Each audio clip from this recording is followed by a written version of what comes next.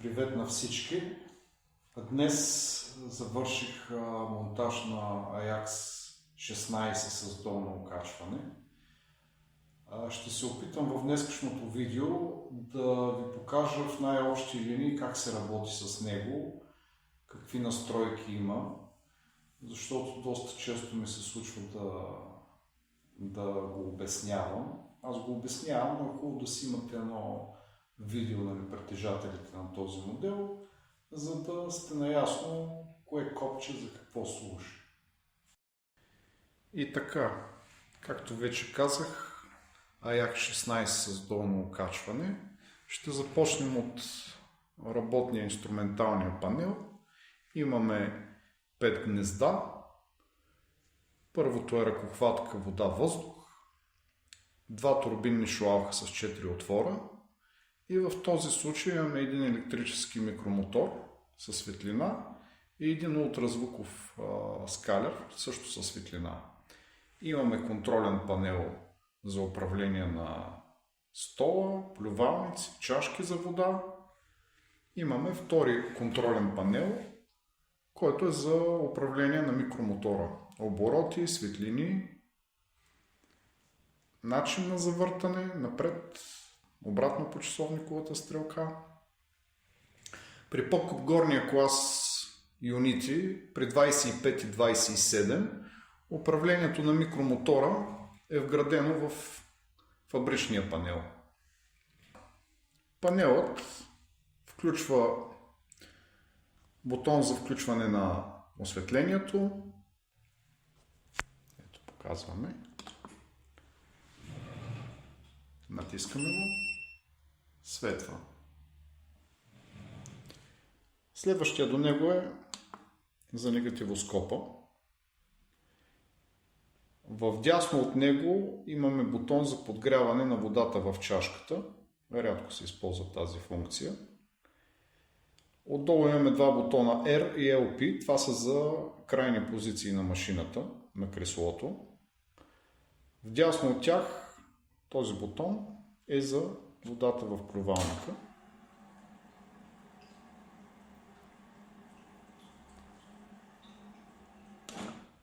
Може да изключим преждевременно или да се спре по настройка за време. И най-в края вдясно е бутона за чашката. Под тях са стрелките нагоре-надолу креслото, съответно облигалката назад и напред. Отдолу имаме 3 запаметени позиции на креслото. Отиваме отдолу под работния панел. Тук има кранчета. Едните с пластмасово покритие, другите са метални. Тези трите метални ги има почти на всички пневматични машини. Трите кранчета управляват потока на въздух в трите турбинни шлауха. В нашия случай, както казахме, имаме 2 турбинни шлауха и един микромотор, който се управлява от панела в ляво. Въпреки това, дори неговия кран за въздушното управление, въздушния поток, трябва да бъде отворено. С другите 2 крана на турбинните шлаухове може да увеличаваме потока на въздух или да го намаляме. Съответно, в зависимост от потока на въздух, се определят и оборотите, дали турбината да върти по-бързо или по-бавно. Сега виждаме кранчетата с пластмасово покритие. Първия кран най-вляво е за въздушното разпрашаване на турбините. Ако бъде затворено напълно по часовниковата стрелка, турбините ще пръскат в струя, в зависимост колко отвора имат. Ако развием обратно на часовниковата стрелка крана, ще вкараме въздух в водния поток и ще се получи водна мъгла. Следващите кранчета управляват количеството вода, която да пръска всеки един от шлауховете. По часовниковата стрелка намаляме потока на водата, обратно на часовниковата я увеличаваме. Тук може да видите това черното кранче, което не е кранче, това е потенциометър, който определя интензитета на вибрация на ултразвука. По часовниковата стрелка увеличавате трептението, обратно на часовниковата го намаляте. Тук имаме ключ за 3 различни функции. В зависимост дали вашия ултразвук ги поддържа, съответно трябва да погледнете в самата книжка опътването на ултразвука. От тук се сменят и функциите. Има си стикер отзад, който показва в кое положение, коя функция изпълнява ултразвука. Това е дръжката на работния панел с инструментите. И тук има един бутон месингов, който управлява въздушната спирачка. Тоест, ако искате да преместите в горна или в долна позиция работния панел, трябва да го натиснете, то освобождава спирачката и съответно местим надолу или нагоре. След като сме си харесали позиция, просто пускаме спирачката и работният панел с инструментите остава в избраната позиция. Този бутон отговаря само за вертикалното движение на панела с инструменти, не и за хоризонталното. Хоризонталното се извършва посредством дръжката с ръката. Има няколко стави и може да си избирате позицията на панела с инструменти. При долното окачване има помощна масичка, която е разположена в горната част на работния панел. При горното окачване тук са рамената, а помощната масичка се намира под инструментариума. Сега ще обърнем внимание на осветителното тяло на AYAX-16. Същото се използва при AYAX-25, 27. То е с два цвята, с студена работна светлина, 4 диода и 2 диода с топла жълта светлина. Както преди малко казахме, рефлектора може да бъде пуснат от работния панел с инструментите и може също така да бъде пуснат безконтактно посредством сензор, който се намира от долната страна на рефлектора. Рефлекторът е включен. В горната му част има бутон, който управлява режима на светлина. В момента сме топла, само студена работна, смесена светлина.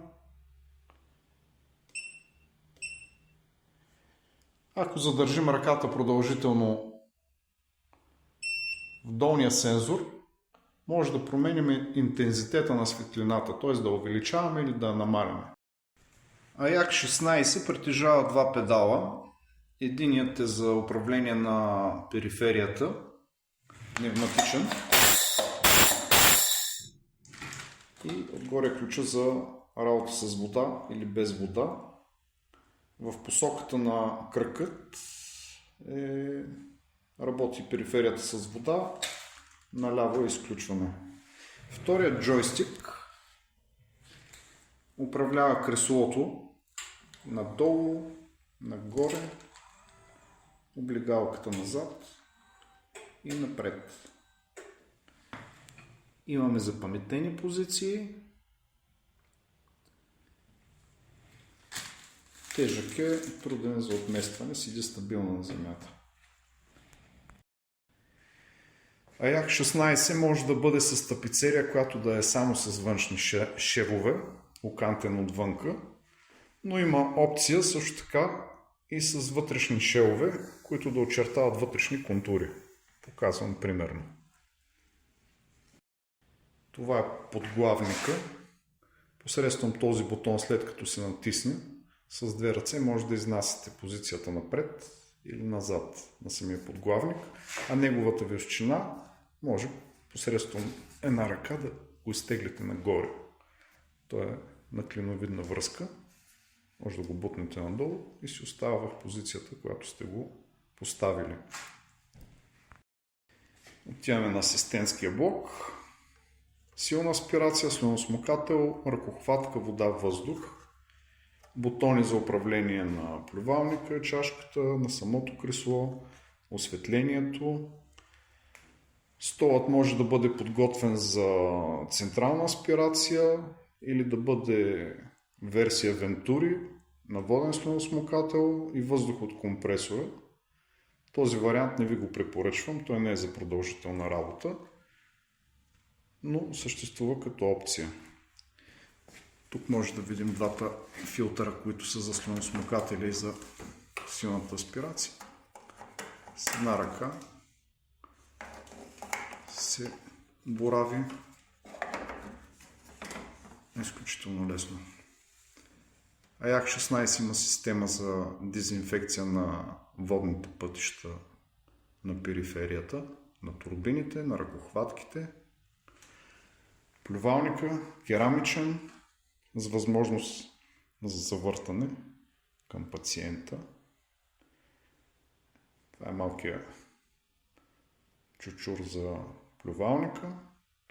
Това е за чашката. Тук имаме монтаж в кабинет, в който комуникацията вече е положена, т.е. тръби, вода, въздух и нямаме много възможност за корекции. Поради тази причина столът е подготвен с външна кутия за свързване. Може да я видите посредством сиво гофре. Когато се изгражда нов кабинет или кабинети, най-добре е комуникацията да бъде поставена под краката на пациента, т.е. в предната част на стола. Така си спестяваме гофрета, допълнителни кутии. Самия естетичен вид на стола е много по-добър. И на последно място искам да отделя внимание на една чашчица, тук отдолу, която се намира. Много често докторите не са наясно за какво служи. Ако се вгледате, в нея влизат едни прозрачни зелени мъркочлета. Това е отработения въздух от шлауховете на турбините. Тоест шлауха четворка през единия отвор вкарва въздух в турбината, завърта я и отработения въздух, за да не се разпрашава в лицата на доктора и на пациента, се отвежда обратно в машината и отива точно в тази чашка.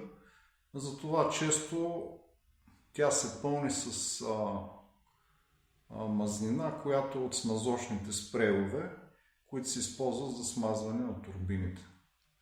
Ако забележите голямо количество вода в тази чашка, това може да е признак на конденс, голямо количество конденс, което идва от компресорът ви, или повреда в главата на самата турбина, където почва да меси водата с въздуха и съответно в отработения въздух да влиза и вода.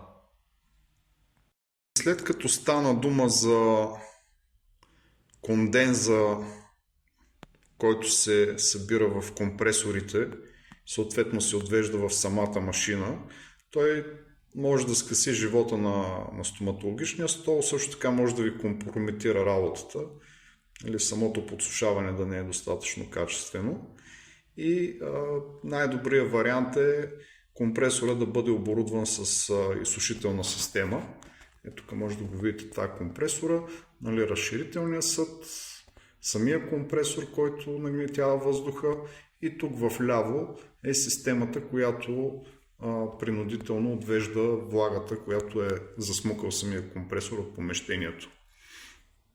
Тази система не ви гарантира на 100% чист въздух, сух въздух, но успява в много голяма степен да улавя влагата.